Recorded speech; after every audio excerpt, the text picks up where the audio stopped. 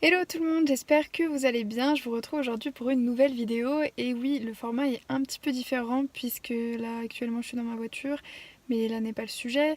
Aujourd'hui, je vais vous emmener avec moi parce que je vais me faire percer l'oreille. Oui. Donc ça fait tellement longtemps que j'attends en fait de me faire percer cette putain d'oreille. Mais voilà, ça fait super longtemps que j'avais envie de me faire un nouveau piercing. Donc aujourd'hui c'est le jour J, je vous emmène avec moi. Je vous ai pas dit quel piercing j'allais faire, mais ça s'appelle le Rook. Voilà, je sais pas si c'est un piercing qui se fait énormément.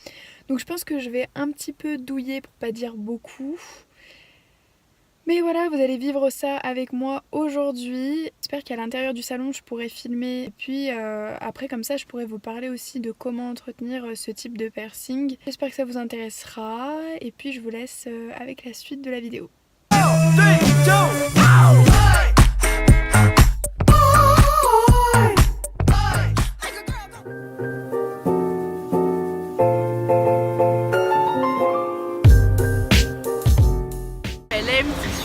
Non mais, donc là on se trouve à Place Bellecour et donc il y a des gens qui vendent des marrons. Ouais. Et Lucie, elle trouve que les marrons c'est super bon. Non mais, Lucie trouve que les marrons c'est genre super bon, pardon. Oui, c'est très alors bon. Que c'est dégueulasse, on est d'accord Lou? C'est pas bon? Je n'ai jamais mangé. Ouais. Avis neutre. Un avis neutre. Moi j'aime pas ça. J'ai mis Bonsoir.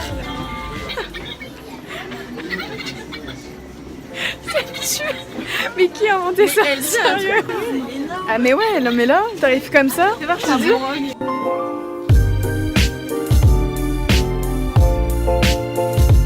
Voilà ou pas? Ouais, mais tu es rouge, ouais. Je suis toute rouge. Ça y est, je viens de faire mon piercing. Je suis trop contente. Ça s'est trop bien passé. Franchement, en plus, le gars, mais c'était une crème. Il était trop gentil, vraiment. Je vous jure, j'ai trop bien discuté avec lui. Il était trop drôle. Enfin, donc voilà le résultat. Je vous montrerai tout ça un peu plus en détail. Ouais, voilà, c'est ça. On a l'oreille moins rouge. C'est beau. Comment tu vois ce bordel là? Les gilets sont toujours là. Gilet jaune, gilet jaune,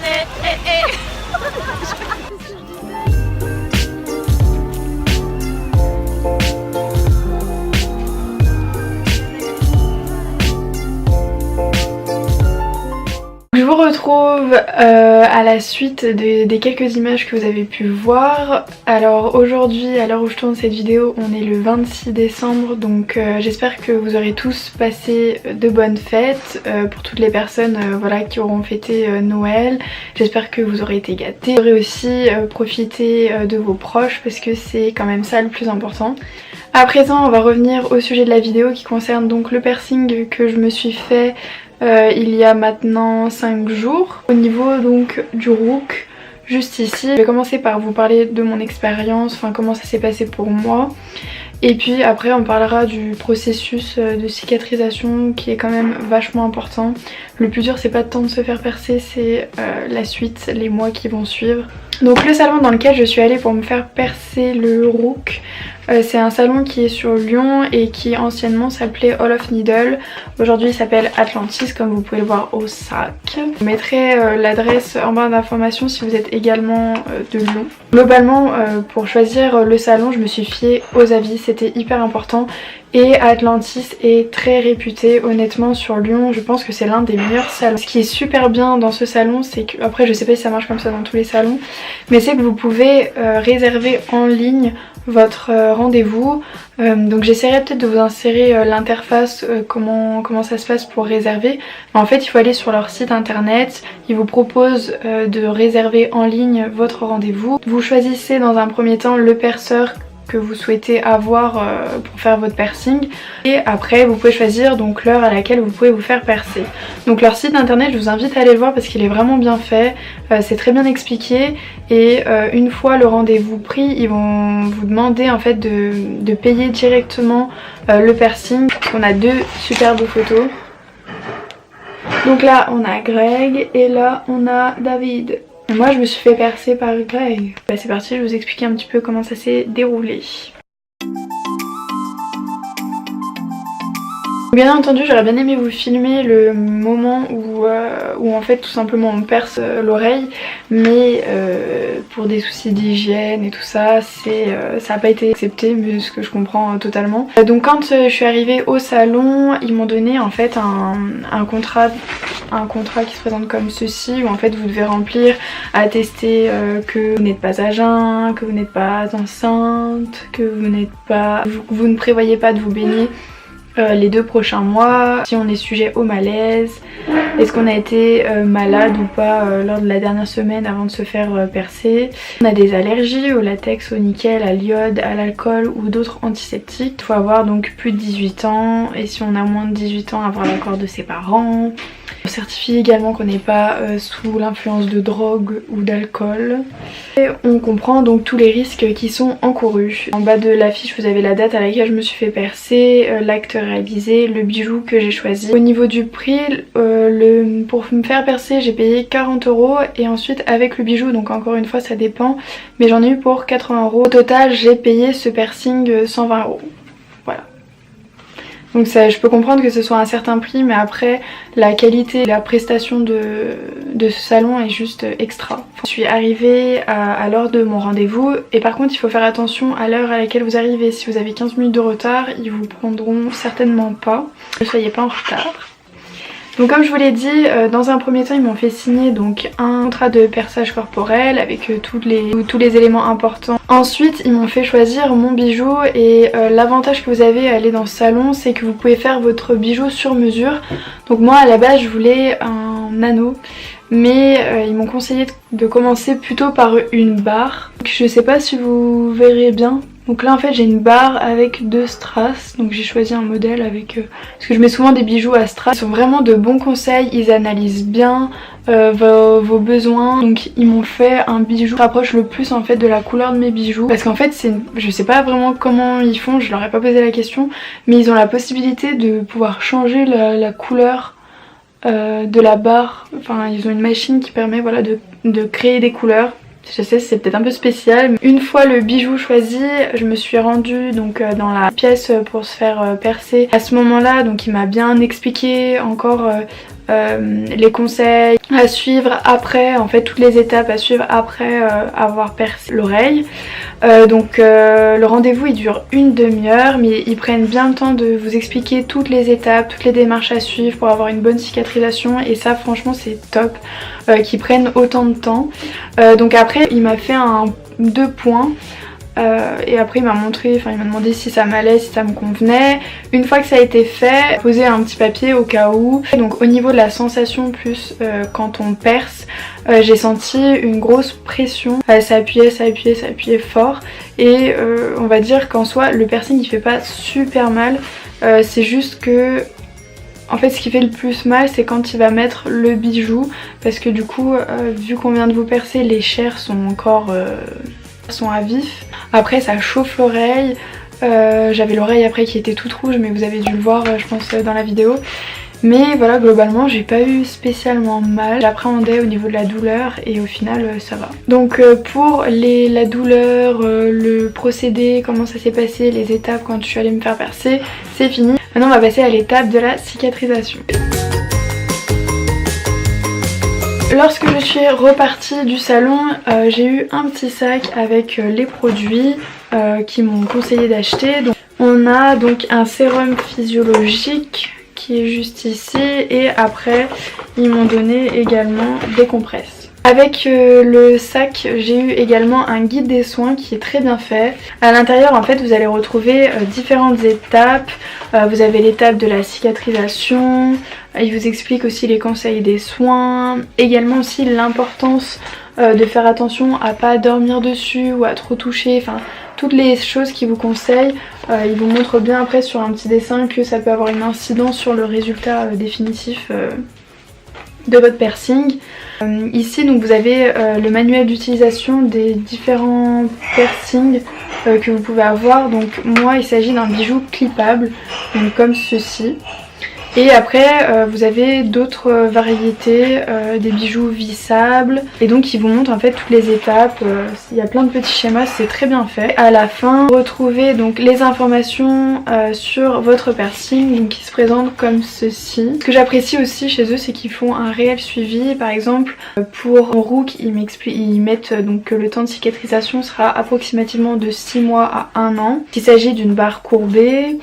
J'ai l'épaisseur, la longueur, le matériau utilisé, donc c'est du titane allié. Et après ils font aussi une visite de contrôle pour savoir si le piercing cicatrise bien. Donc par exemple moi j'y vais le 20 janvier pour faire un petit suivi, un petit check, et je trouve ça vraiment super bien.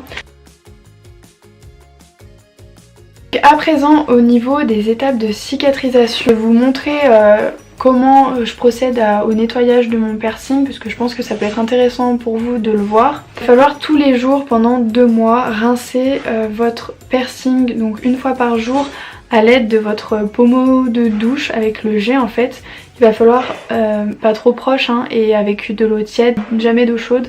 Il va falloir donc passer le jet dessus votre oreille pour essayer de déloger on va dire les croûtes et tout. C'est super sexy de le dire comme ça, mais c'est pour éviter voilà que les croûtes restent si vous en avez. Une fois que vous aurez séché votre oreille à l'aide des compresses après votre douche, il va falloir donc mettre du sérum sur votre oreille, donc comme ceci. Ensuite ce qu'il conseille c'est de laisser sécher un peu à l'air libre. Une fois que ça c'est fait, je vais prendre ma petite compresse. Bien entendu, j'ai oublié de préciser, quand il faut nettoyer votre piercing, il faut absolument avoir les mains propres au préalable. Ça paraît peut-être logique, mais je préfère quand même le dire au cas où. Et je vais venir tout simplement tapoter, être sûr d'aller bien dans les recoins. C'est ultra important que votre oreille soit complètement sèche. Donc il faudra répéter cette opération 2 à 3 fois par jour si vous pouvez. Si par exemple vous avez des gonflements, ce qui est agréable pour la zone qui a été percée, c'est de mettre du froid. Et donc ce que vous pouvez faire, c'est mettre le sérum physiologique au frais, donc au frigo, avant chaque utilisation. Donc ça pourra peut-être vous apaiser si vous avez mal. Maintenant je vais vous expliquer donc toutes les choses à éviter qui peuvent empêcher la bonne cicatrisation de votre piercing. Donc premièrement ce qu'il faut éviter, et c'est l'une des choses les plus importantes, c'est de toucher le piercing, de trop jouer avec, et surtout d'avoir les mains qui sont pas propres, enfin ne pas avoir lavé ses mains au préalable avant de toucher son piercing. Mais dans tous les cas ce qu'il faut éviter c'est donc de le tourner, de le faire coulisser, de faire vriller le bijou, de trop bouger le bijou en fait. Ça va empêcher la cicatrisation et ça va arracher les croûtes. Il faut également éviter de se baigner, donc ils expliquent bien que pendant 2 mois il faut pas aller à la mer ou dans toute autre eau voilà, à part celle de votre douche. Il faut également éviter que la zone, l'endroit où vous êtes fait percer soit mouillé, parce que ça favorise les infections. Donc hyper important quand vous allez vous laver les cheveux ou une fois que vous êtes sous la douche, comme je vous expliquais, donc passer le jet, c'est hyper important ensuite de prendre une compresse et de bien essuyer. Ce qu'il faut également éviter, c'est d'enlever votre bijou pendant la phase de cicatrisation. Ça paraît peut-être logique, mais encore une fois il faut faire attention à ça. Il faut éviter également tout ce qui est maquillage, produits de beauté, huile, crème de soin, que ce soit en contact avec votre piercing. Ce qui est important aussi c'est de ne pas mettre la chaleur directement sur votre piercing. Donc il faudra vous sécher la tête à l'air froid ou air modéré quoi, pas mettre de l'air chaud directement sur la zone. Globalement voici toutes les petites choses à éviter lorsque vous venez de vous faire percer, donc c'est super important. Et oui, j'ai oublié de dire aussi ne pas dormir dessus. Pendant quelques mois il va falloir éviter de dormir sur la partie qui a été percée. Donc par exemple pour moi je vais passer quelques mois à dormir du côté gauche. Et justement pour pallier à ça, il donne quelques conseils pour que votre cicatrisation se déroule au mieux.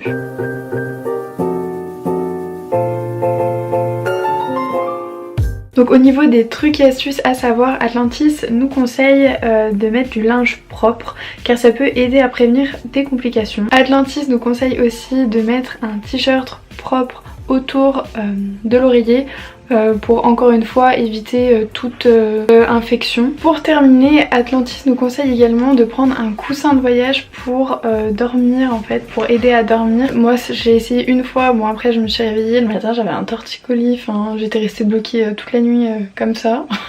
Donc en me levant j'avais un peu mal, mais ça reste quand même pratique si vous avez l'habitude de bouger beaucoup pendant la nuit. Au moins c'est une garantie pour vous de pas toucher en fait, de pas avoir un contact avec votre oreiller et de ne pas vous faire mal.